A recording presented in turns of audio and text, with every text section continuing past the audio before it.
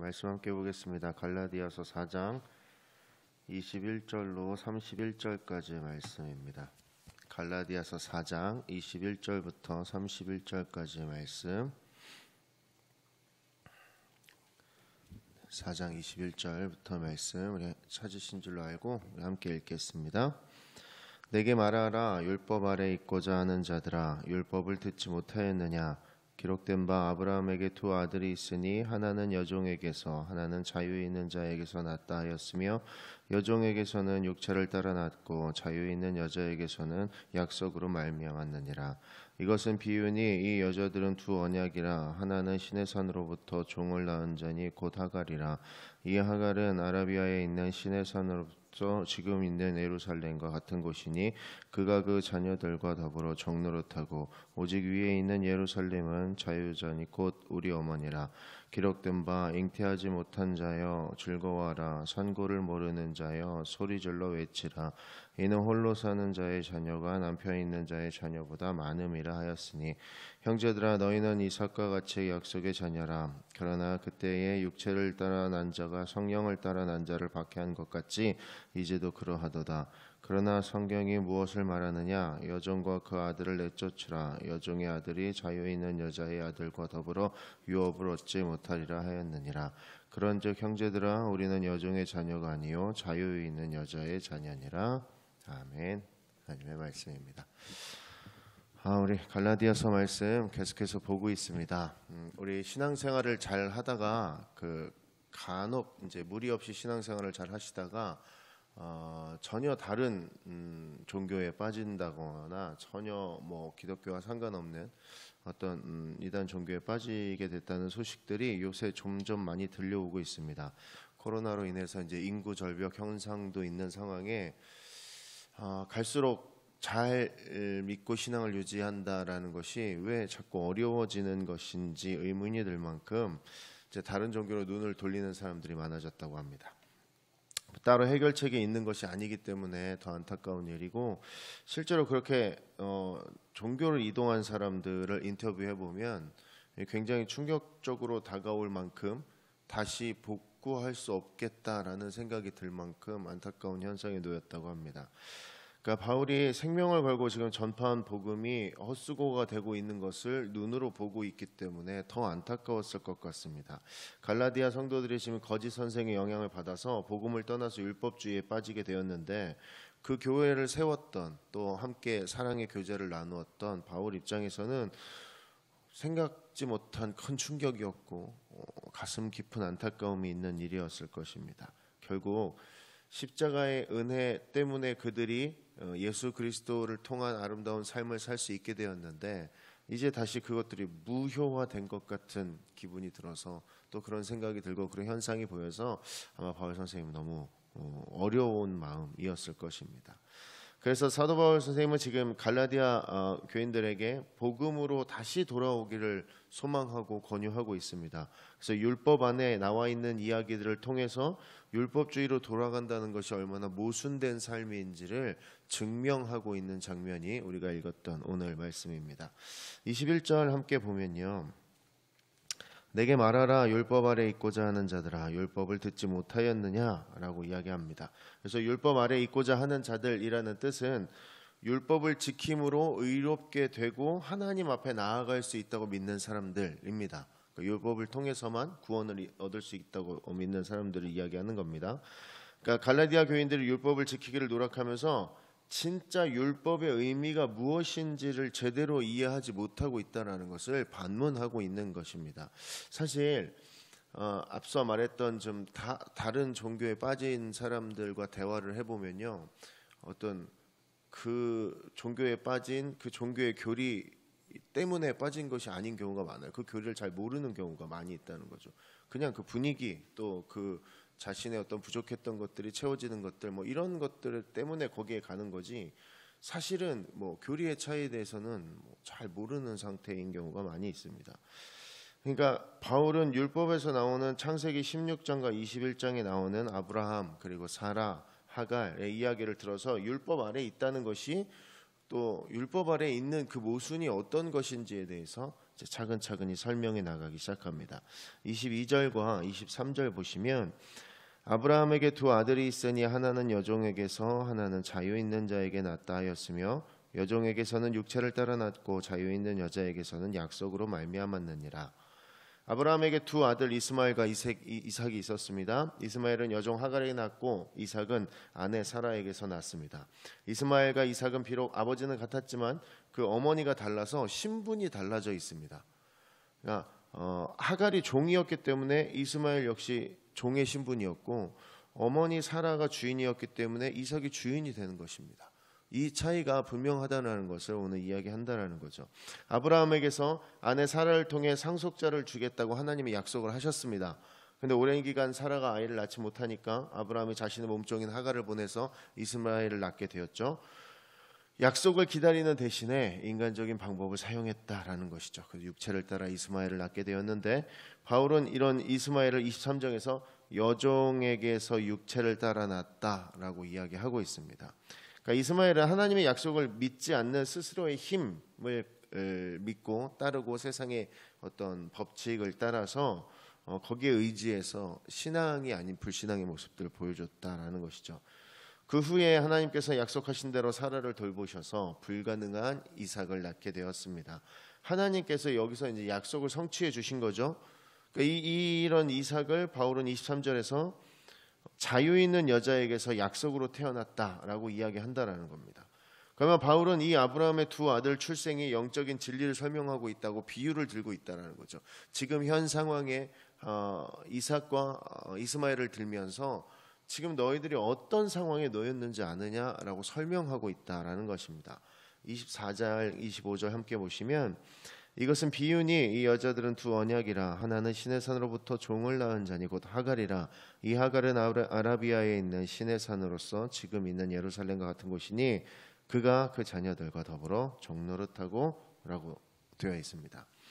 바울은 하갈과 그 아들 이스마엘이 아라비아 시내산에서 받은 율법을 상징한다라고 오늘 못 받고 있습니다.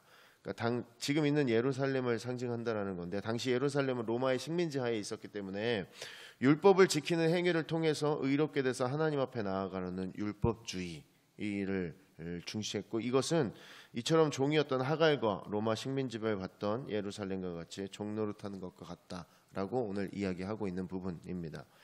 그러니까 아브라함의 자손으로서 자유인으로 자신들을 생각하던 유대인들에게는 되게 어려운 말일 수 있었습니다. 우리에게도 동일하게 적용되는 이야기이기도 하지만 신앙생활을 하는데 우리는 은혜를 많이 하나님의 은혜를 의지하기보다는 때로는 나의 능력을 의지할 때가 굉장히 많이 있습니다. 이것은 교회 생활 또 신앙생활을 하는 그 여정에서도 그 모습들을 자꾸 드러낼 때가 있는데 하나님의 일을 하고 있음에도 불구하고 내가 세상적인 방법을 가져다 쓰려는 경우가 너무 많이 있다라는 것이죠. 우리의 거룩한 행동, 나의 어떤 열심 또 나의 공로로 무언가 구원에 가까워질 수 있다고 생각이 드는 것 같습니다. 우리가 그것들에 조금 더 예민하여야 하고 그것들에 좀 더 의식해서 신앙생활을 해야 할 것입니다. 그러니까 자유에게서는 점점 멀어지는 노예의 길이고 종의 모습인데 그것을 지키면 왠지 내가 조금 더 열심히 한 것 같고 내가 조금 더 뭔가를 쌓아나간 것 같은 생각 때문에 우리는 점점 더 세상적인 방법들을 추구하게 된다는 거죠. 결국 하나님께서 주신 그 자유의 자리로 잘 가지 못하는 우리 사람들의 모습들을 지금을 사는 우리에게도 그 모습들이 드러난다라는 것이죠. 26절 함께 보시면 오직 위에 있는 예루살렘은 자유자니 곧 우리 어머니라 라고 이야기하고 있습니다. 바울은 사라를 자유자의 어머니 위에 있는 예루살렘으로 표현하고 있습니다. 그러니까 위에 있는 예루살렘이라는 것이 땅에 있는 예루살렘과 대조시키는 모습인데요. 율법의 올무에서 벗어나서 자유함을 누리는 곳, 그것을 위에 있는 예루살렘이라고 표현하고 있는 모습입니다. 사라는 자신의 율법을 지키는 행위가 아니라 하나님의 은혜로만 구원을 받는 자들의 어머니로서 어떤 상징적으로 바울이 지금 표현하고 있고요. 그리고 자신과 갈라디아 교인들을 우리라고 표현을 하여서 아브라함과 같은 후손임을 계속해서 이야기하고 있는 부분입니다. 결국 율법 속에 빠지는 것이 중요한 것이 아니라 다시 십자가 복음 안으로 돌아가야 된다라는 이야기를 혈통을 들어서 이야기하고 있다라는 것이죠. 이삭과 같이 아브라함의 후손이 우리다라는 것을 또 갈라디아 교인들에게 계속해서 이야기하고 있는 부분 중에 하나입니다. 그래서 27절을 함께 보겠습니다. 잉태하지 못한 자여 즐거워하라. 산고를 모르는 자여 소리질러 외치라. 이는 홀로 사는 자의 자녀가 남편이 있는 자의 자녀보다 많음이니라. 바벨론 포로가 되어서 아무 소망이 없던 이스라엘 백성에게 하나님께서 주신 약속이 한 가지 있었는데, 그들의 능력으로 포로를 벗어날 수는 없지만 하나님의 은혜로 그 약속을 붙들고 있으면 그들이 반드시 회복되어질 수 있다라고 말하는 것입니다. 예루살렘에 자녀가 없었으니까 이제는 많은 자녀를 갖게 될 것이라고 약속하고 있다라는 것이죠. 자신의 능력이 아니라 하나님의 은혜로만 언약을 붙잡는 자가 누리는 축복, 그것에 대해서 이야기하고 있다라는 것이죠. 하나님께서 주실 은혜를 반드시 붙잡으려고 하는 자들의 모습들, 이삭이 이런 축복을 받았다라고 오늘 이야기하고 있는 장면입니다. 28절 또 함께 보시면요, 형제들 너희는 이삭과 같이 약속의 자녀라. 이삭이 이런 놀라운 축복의 자녀였으면 갈라디아 교인 또한 이삭과 같은 약속의 자녀이다라는 것을 이야기하고 있는 것입니다. 갈라디아 성도들은 믿음으로 태어난 하나님의 영적인 자녀다라는 것을 계속해서 말씀을 통해서 바울 선생님이 증명해내고 있는 장면이고요. 그들 복음 안에서 영적인 정체성을 온전히 가졌으면 좋겠다라고 계속해서 이야기하고 있는 장면입니다. 지금 그들이 믿는 어떤 중요하다고 생각하는 그 율법이 얼마나 자신의 삶에 지금 예수 그리스도의 십자가 사건을 받아들인 사람들에게 모순되었고 그들의 삶을 불편하게 하며 오히려 자유가 아닌 또 다른 구속과 눌리는 삶을 살아가게 되는 것을 바울 선생님이 지금 구약의 이야기를 들어서 설명해내고 있고요. 아브라함의 후손임을 이야기하면서 우리도 동일한 그 후손임을 이야기하면서 그 구원은 다른 곳에서 오는 것이 아님을 설명해내고 있습니다. 29절 함께 보겠습니다. 그러나 그때의 육체를 따라 난 자가 성령을 따라 난 자를 박해한 것 같이 이제 그러하도다. 바울은 이스마엘과 이삭의 이야기를 통해서 현재 갈라디아 교회에 나온 현상에 대해서 설명해내고 있습니다.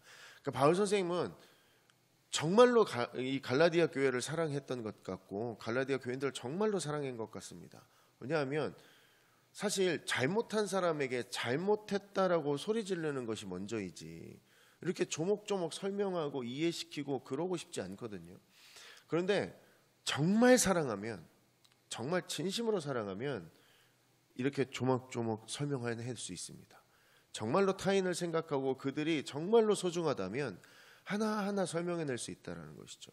예수님도 누구를 만나든지 조목조목 설명하셨습니다. 그 이유는 사랑했기 때문에 그렇습니다. 바울이 지금 그 갈라디아 교인들을 바라보며 정말 안타까운 마음으로 정말 사랑해서 하나하나 설명하였다라는 것이죠. 게다가 구약에 있었던 사건들을 가지고 지금 현재의 상황을 빗대어 비유하며 설명하면서까지 이것들을 이해시키려고 노력했다라는 것이죠. 이것은 적당한 수준의 사랑이 아니라 정말 전심을 다하고 자녀를 사랑하는 마음으로 같이 사랑하고 있는 모습을 가지고 있습니다. 창세기 21장에 이스마엘이 이복 동생 이삭을 괴롭혔던 사건이 나오죠. 육체로 난 아들이 자유자의 아들을 괴롭힌 사건으로 오늘 이야기할 수 있습니다. 그러니까 율법을 준수해서 구원을 얻으려고 애쓰는 종의 자녀가 약속의 자녀를 핍박하고 있는 모습을 보여주고 있다는 것이죠. 그러니까 갈라디아 교회의 현재 상황이 유대주의자들의 복음을 의지하는 자들을 핍박하고 율법주의로 이끌어가고 있는 상황을 이삭과 이스마엘의 사건을 통해서 설명해내고 있다는 것입니다. 우리 마지막 30절 함께 읽으면요.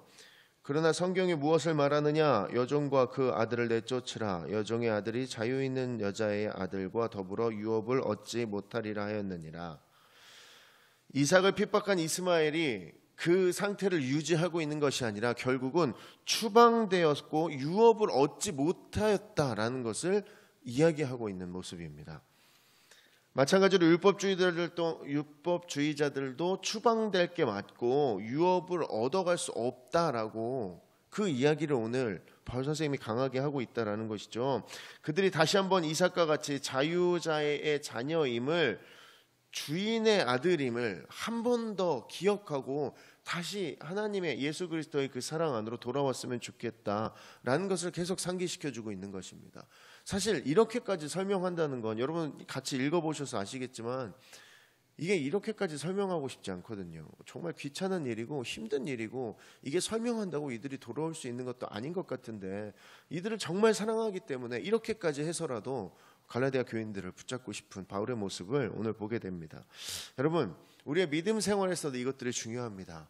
때로는 우리가 생각하지 못하였고 내가 하나님 신앙 잘하고 있다고 믿고 있고 이것이 틀리지 않는 길을 내가 가고 있으며 성경이 말하고 있는 일들 내가 감당하고 있다고 믿을 때가 있는데 그때 나를 좀 돌아보셔야 합니다. 왜냐하면 갈라디아 교인들도 지금 자신들이 틀렸다고 생각하고 있지 않습니다. 그리고 이들은 하나님의 일들을 감당하고 있다고 믿고 있었지 이들이 무슨 전혀 다른 다른 종교를 믿고 있다고 생각하고 있지 않았습니다. 이들은 철저하게 하나님을 위해서 삶을 살아가고 있다고 믿고 있었지만 바울 선생님이 볼 때 또한 지금을 사는 우리들이 볼 때 지금 갈라디아 교인들은 철저하게 율법주의로 빠져나가고 있고 그들을 미혹하는 자들이 있었으며 그 미혹에 넘어가서 처음 세웠던 그 교회를 개척하였던 바울 선생님과 원수를 진 사람까지 나타날 정도였다면 지금을 사는 우리들은 과연 이때랑 얼마나 차이가 있겠는지 한번 돌아보셔야 합니다. 우리의 삶을 살아가면서 내가 하나님의 일을 잘 감당한다고 얘기합니다. 내가 하나님께서 원하시는 길들을 잘 가고 있다고 생각할 수 있습니다. 그리고 하나님께서 필요한 자리에 세우신 자리에 내가 서서 하나님께서 주신 사역들을 감당하고 있다고 내가 참 잘하고 있다고 이 정도면 내가 열심을 내고 있다고 생각할 수 있습니다만 오히려 그 생각이 나를 자유가 아닌 오히려 구속으로 보내는 것은 아닌지 또 죄에 눌려서 내가 다른 일을 못하고 있는 것은 아닌지 아니면 내가 진정한 자유 속으로 예수 그리스도를 믿음으로 나의 삶의 진정한 자유 속으로 살아가고 있는지 내가 나를 돌아보아야 되는 오늘 하루가 되기를 소원합니다. 오늘 하루 하나님께서 하나님의 은혜만을 붙들고 하나님의 약속만을 붙잡으며 하나님께서 예비하신 그 유업들을 선물로 받게 될 것이라는 그 확신과 하나님께 주신 그 복들을 풍성히 누릴 수 있음을 우리 항상 믿고 신뢰하며 살아갈 수 있는 오늘 하루가 되려면 다른 것이 아니라 내 삶의 내 신앙생활의 여러 부분들을 내가 돌아보아야 합니다. 이미 잘하고 있다고 생각하고 있다는 것은 아마도 내가 무언가 부족하다라는 뜻일 수도 있습니다. 이미 내가 만족하고 있다면 나의 신앙생활 자체에 내가 만족하고 있다면 그것은 어떤 부분의 부족일지 모릅니다.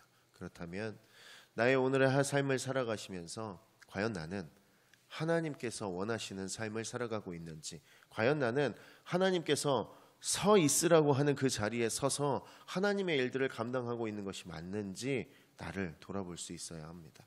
오늘 하루 이 귀한 은혜가 있기를 소원합니다. 오늘 하루 우리들 앞에 놓여있는 그 어려움들을 약속 때문에 붙들고 그로 인해 승리하며 흔들리지 않고 믿음의 길을 온전히 걸어갈 수 있기를 소원합니다. 그런 하루가 되기를 소원하고요.